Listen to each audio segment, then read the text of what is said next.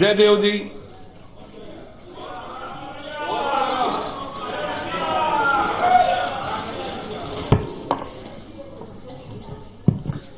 Thank you, sir. Thank you for giving me this opportunity to speak on this piece of legislation, which has passed through so many phases till now, hurdles and processes, since the Department of Financial Services constituted the key advisory group in 2011. Now it is before the House for its consideration. Sir, we have more than 30,000 registered chit fund companies or operators in the country with a turnover of more than 40,000 crores. But if you look at the unregistered chit operators, there are 25 times more than the registered ones. This clearly indicates that the chit fund industry is unregulated and undergoverned. If you look at the Parent Act, it prohibits funds from being created without the prior sanction of the state government. The Act was passed in 1982, and we have innumerable number of lakhs of people being duped by unregulated deposits. It's happening in spite of the Chit Funds Act of 1982, preventing such chit funds from being operated.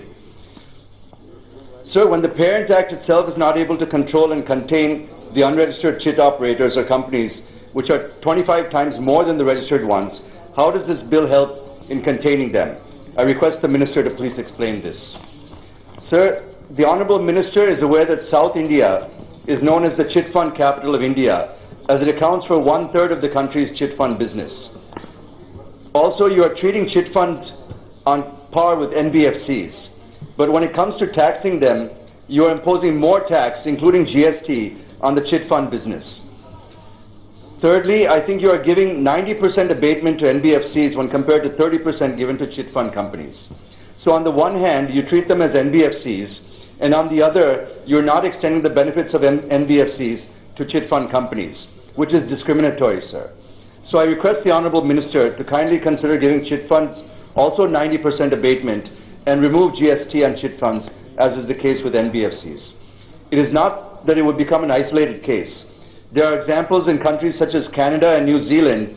Financial services are exempted from GST, and countries like Australia and EU are giving tax exemption. The final point I wish to make is relating to deposit insurance for investors. The customers of chit funds subscribe a certain amount of money, but there is no insurance cover for such deposits or subscription.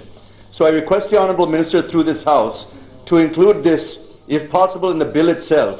Otherwise, the same may be mandated under subordinate legislation, such as under rules and regulations made afterwards. I'm saying this because if a company files bankruptcy petition, neither the government nor the RBI will help the investors, resulting in loss of savings for millions of people in the country. With these observations, and hoping that the Finance Minister will address these issues seriously, I support the bill. Thank you, sir.